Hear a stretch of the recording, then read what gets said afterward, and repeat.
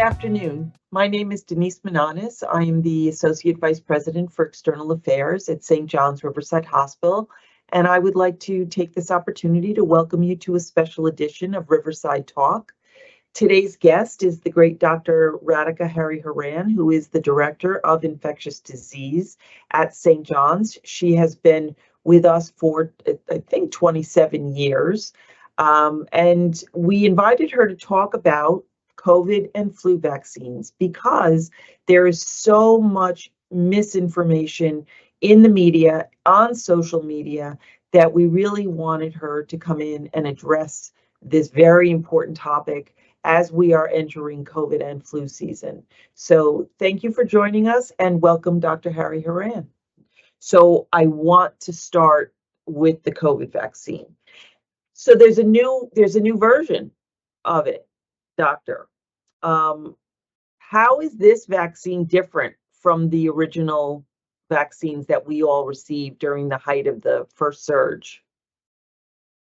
So this is called the new updated COVID vaccine, and it gets updated pretty much the same way as the flu vaccine gets updated. The COVID virus has been mutating, and we've had, I'm sure you all are aware, they talk about this strain here, a different strain in Europe. They talk about how these strains keep evolving. So the feeling is that we need an updated vaccine in order to maintain our immunity to these new evolved strains. Okay. And so that is what the updated vaccine targets. There's 3 vaccines that are available this year. There's 2 mRNA ones. We're familiar with Pfizer and Moderna, and they have both FDA approved a new vaccine for this season. And there's one non-mRNA vaccine that's also available that's called Novavax. And all 3, I think by the end of September, are now available in your drugstore pharmacy. So what's the difference between the mRNA, which was a big thing when the vaccines first came out, and then the new one that is not an mRNA vaccine? Why the difference? The difference is these different vaccine manufacturers were looking just at different ways to make a vaccine. The mRNA, it was very got a lot of press because it was a whole new way to activate our immune system, using our mRNA to create immunity. And so the Novavax vaccine is much more of a traditional vaccine. It's protein-based, and it uses the sort of traditional mechanisms of sort of stimulating our immunity. Okay. Okay, so I just heard from another physician who basically was trying to explain to me that as viruses mutate, they become less deadly, right? Because they don't want to kill off their host, otherwise they cease to exist.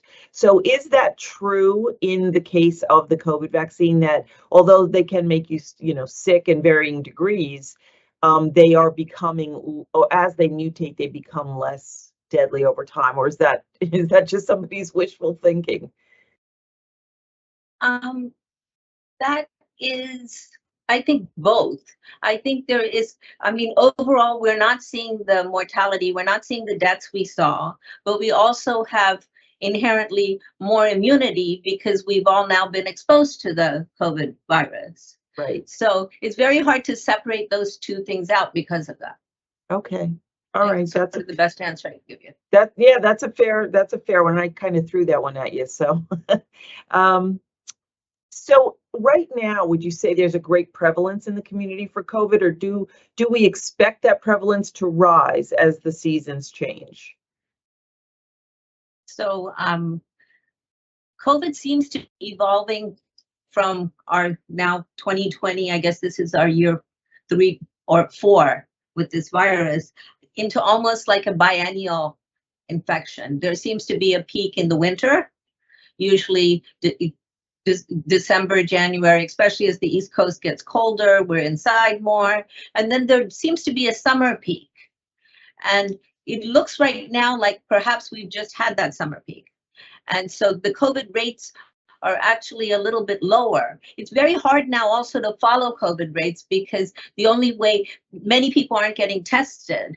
So mainly the CDC follows this now through rates of hospitalization, rates of COVID deaths in the hospital, and through wastewater surveillance. They actually look at wastewater and see how much virus there is. And then they sort of quantitate whether that's going up or down. Right. So we're kind of in actually a slight on down, and we're anticipating by winter, probably December, definitely December, January, that we will probably see another uptick. Okay. So that seems like there's a schedule on it. So there's been a lot of negative press about all vaccines, and you can talk about childhood vaccines, you can talk about the flu vaccine. I know so many people who just refuse to get the flu vaccine. Should people believe all that press? Should they? How do people? I guess the question I want to ask is, how do you know to make the best decision for yourself in terms of getting a vaccine, either COVID or flu at this point? It's a good question, Denise. I think overall the side effects of the vaccines have been overblown. I think if you actually look at the number of people who get any serious side effect compared to the millions of people who get vaccinated, it is a very small percent. The thing we should all remember is getting both of these viral illnesses leads to significant morbidity and mortality. But by what I mean by that is people get sick. So when you get sick, you can't go to work. When you get sick, you feel bad. When you get sick, you transmit this to other people. When you transmit to other people, you're transmitting to your family members, including perhaps your daughter's baby who is a newborn and who has no immunity. And perhaps you're then transmitting it to your great-grandmother who's 85 years old or 90 years old and as well has diminished immunity because of her age. And lastly, you're impacting your colleagues who work, because when you can't come to work in the peak of flu season, then not only is, everyone is out, the workload goes on the healthy few, and it's a very difficult situation. So right. I think we need to view vaccines, one, in terms of in the individual and what is really the risk of the vaccine. And the risk of both the flu vaccine and COVID vaccine is very minimal compared to, like I said, the mortality. We have influenza deaths, we have COVID deaths every year. And that is not to be underestimated. And you certainly, more people die of these infections than get sick from side effects. And the side effects you get tend to be just minor. They tend to be 24, 48 hours of discomfort, including maybe some fever, some arm pain, etc. So the most serious side effects, which got a lot of press about 2 years ago, which were young men and myocarditis and pericarditis, those are actually seen more often when you actually get COVID than if you get the COVID vaccine. So they've been vastly overblown in social media. Okay, so that brings me to the question then of getting the vaccine. Many people will use the argument that because they get symptoms, they feel as, oh, I got the flu shot or I got the COVID shot and then I got COVID, or that, but so can you just give me a brief, how does the immune system handle the vaccine, and what is a realistic expectation for someone in getting the vaccine? So a lot of people I know have no side effects, no reaction to it, but what's a normal reaction to it? The normal reaction to first of all, both of these vaccines, you are not injecting except for there's a live attenuated nasal vaccine for influenza. Except for that one vaccine, which we rarely use, all the injections, we are not giving anybody a strain of the virus. So first of all, you cannot get flu, influenza from the influenza vaccine because it is not a live virus. Right. You cannot get, that is why we are also very comfortable in offering both of these vaccines to our immunocompromised patients. They are safe vaccines. So we are never injecting a version of the vaccine. We're injecting a component of a part of that vaccine that then stimulates our immune system to think that this virus is there and respond. So everybody's response is individual. Some people, like you said, will have no side effects at all, and they'll be out the next day playing tennis. And some people will have 24, 48 hours of feeling feverish, of feeling their arm hurts, etc. And that is to be expected, and that is actually a sign that you have an immune system that has responded to the vaccine. So it's not necessarily such a bad thing.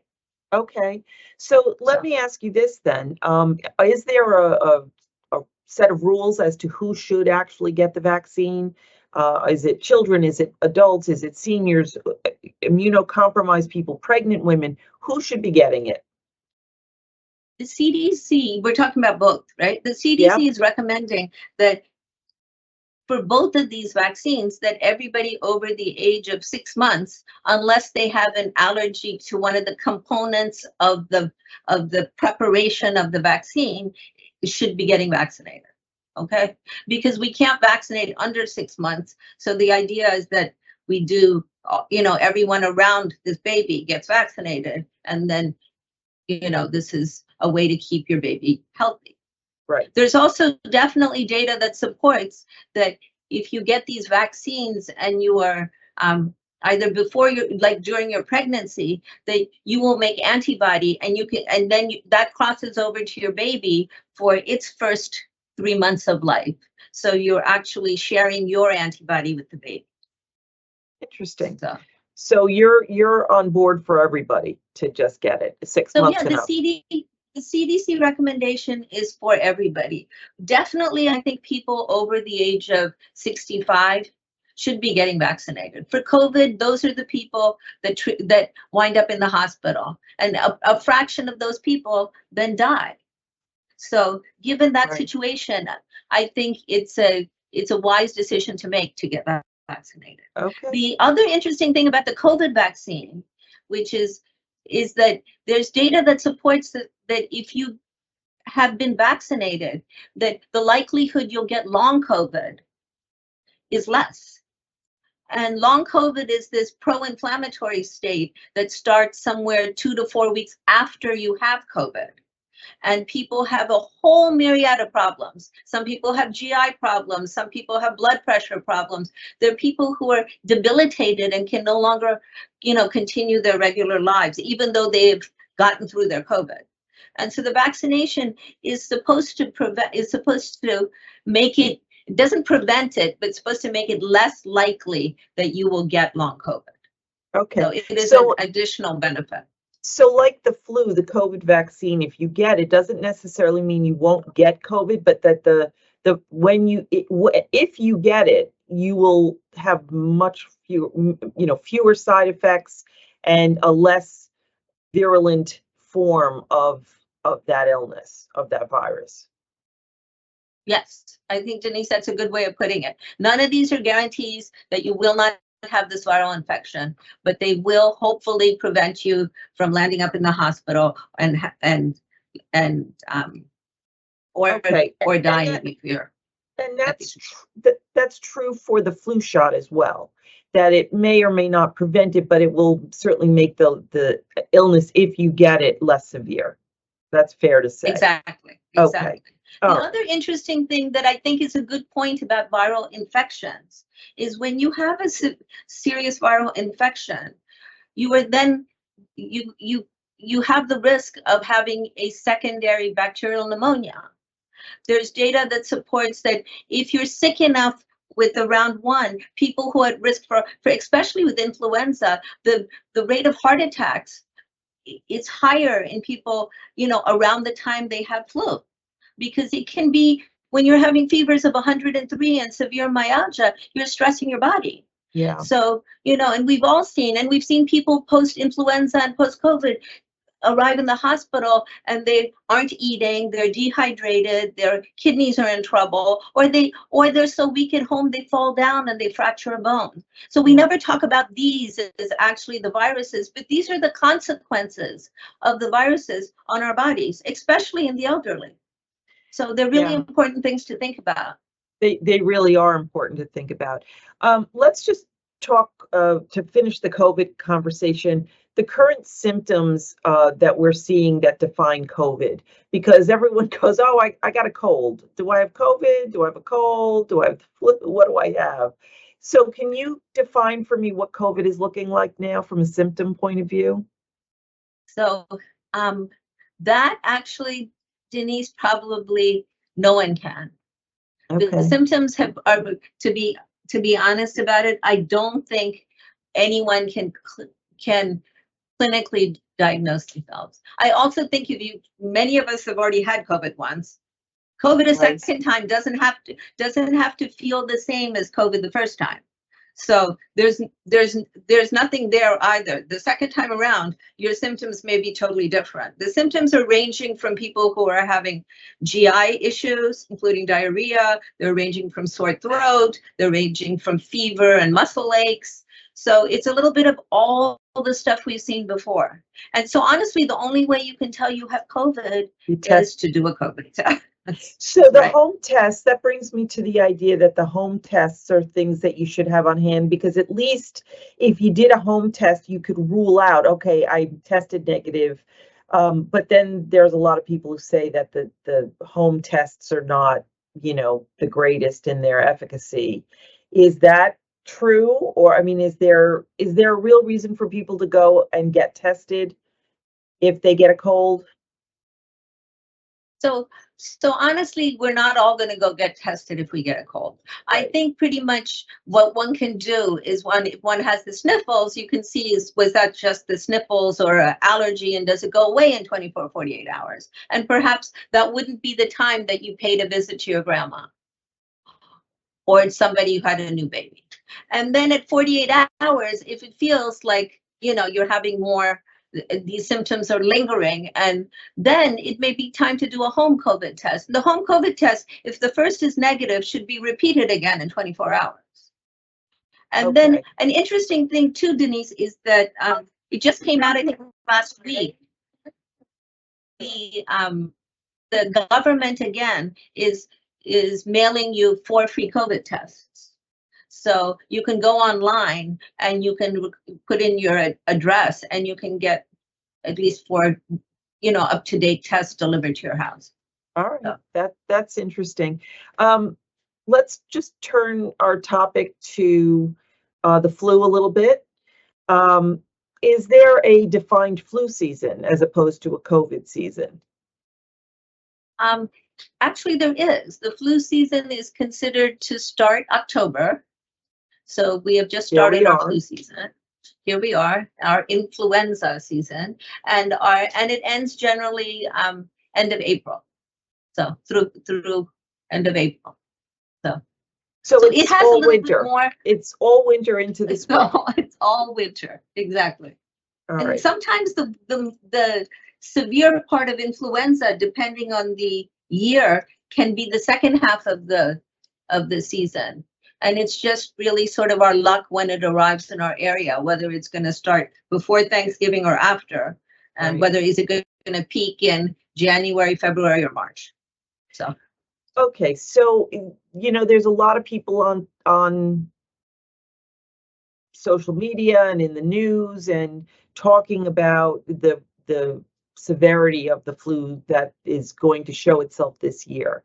And I've heard a lot of talk about, well, it's this kind of a flu, and it could be worse this year. Is there any truth in any of that? I mean, is there a way of knowing that this is going to be a tough flu season? I think that's difficult to tell. I think there's a lot of concerns because now we have more viral infections that are sort of circulating, that this risk of, could you get COVID and influenza? And we theoretically think if that happened, you'd probably be sicker, right? Yeah. So, I mean, I think, right. So, but I think right now, I think it's very hard to predict the severity of the coming flu season. But yet, some of the companies that produce the vaccine are they taking a bet? Do they have scientific knowledge that lead them into the production of this particular vaccine to deal with a strain that they think is coming? Well, yes, that's actually how there's a committee that meets every year, and they put their heads together, and it's not just random, where they look at what are the circulating influenza variants in the rest of the world, and based on that and prior history of what has come to the US, that's how they decide, and then they tell the manufacturers what to manufacture. They tell them what strains they want included in this year's influenza, and some of it based, Northern Hemisphere and Southern Hemisphere, we flip our winters, right? Right. So they pay a lot of attention to what happened to the Southern Hemisphere for the winter influenza season, in helping us decide what should be in our vaccine.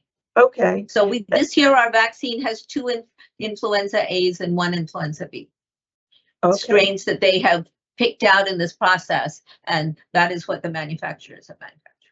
And would you say that the rules for getting this vaccine are the same as the COVID one, that everyone over 6 months, or how does that work? Absolutely. Okay, rules are the so same. even Unless you're children. allergic to unless you're allergic to a component, it's a very safe vaccine, and everyone should get it. And where can our audience find out what's in the vaccines before they go and get them, so they can make an educated decision? Meaning in what the ingredients of the vaccine. Where can they go and look that up? You can probably look it up online, but most of the ingredients are inactive things, and I mean, you would generally know if you've had a reaction. Okay. So say somebody had a severe reaction last year to getting, the influenza vaccine, they most likely had it to some component in it. And if you didn't, then you're relatively safe in getting vaccinated. Okay, but if there's a component, like I know some of them are made with egg, if you're allergic. Oh, the egg. Okay, so the egg allergy has actually been, unless you have severe egg allergy, they no longer even look at egg allergy as a contraindication to vaccination. Yes, and there is one flu vaccine that is made without any egg. So there's now an option for people, but they're really reserving that for people who have severe egg allergy. If people get rashes to eggs, they're saying that it's perfectly safe. You should be observed after the vaccine, but you're generally safe to get it. So there's been some discussion too about the timing of these vaccines. And I don't know, a couple of months ago, I heard that there would be a recommendation coming out that everyone should get them together, that they were even going to make one that's going to be combined, so that you just have to get one vaccine, you cover both bases. But then I heard, no, we're not doing that. And so what are the recommendations for doing them together, not together, separating? I think the recommendation, the way I view it, is that if you're somebody who doesn't like making multiple trips or tend to put it off and tend not to do it, you could certainly get both the vaccines. But if you did that, I would certainly advise you not to do that the day before you're heading to a party or something, okay? Because that doesn't make much sense. But if you are somebody who, needs to be more cautious, there would be nothing wrong with doing one vaccine and then going back to your doctor or your pharmacy in 1 or 2 weeks later and getting the other one. So you think 1 or 2 weeks is a good spread between the two? It gives your body a chance to deal with it. A chance to recover, and I mean, but if you really are somebody who's going to procrastinate and you're never going to make that trip back, which is plenty of us, then I mean, you could go ahead and get them both and be done. And there's plenty of people who are doing that, and they're doing okay. So.